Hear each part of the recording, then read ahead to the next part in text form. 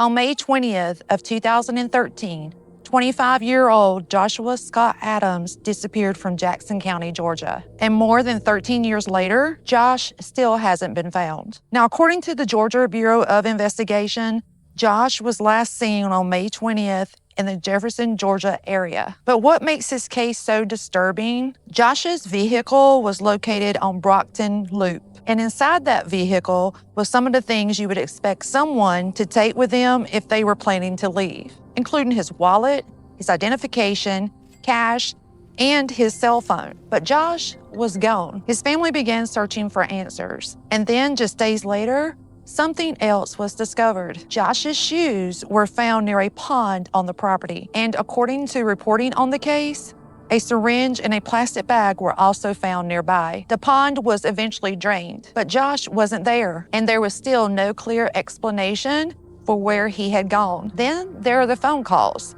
Investigators look into people Josh had contacted around the time that he had disappeared. And years later, the family received a call from a man claiming that Josh had been beaten to death and buried near Lavonia, Georgia.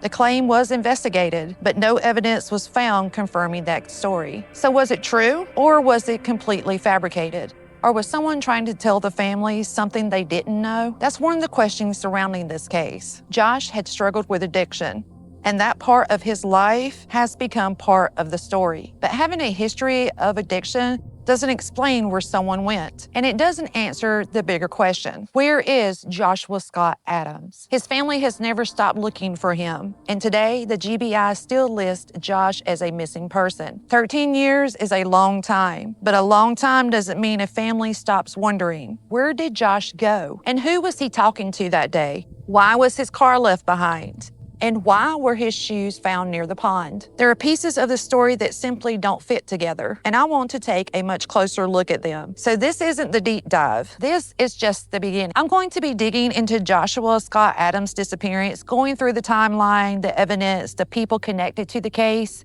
the reported leads, and the questions that still haven't been answered. Because for more than a decade, Josh's family still deserves answers. And Josh deserves to be found. I'm Lisa, and this is Crimetopia. Look for a deep dive coming soon. And until next time, stay safe, stay aware, and take care.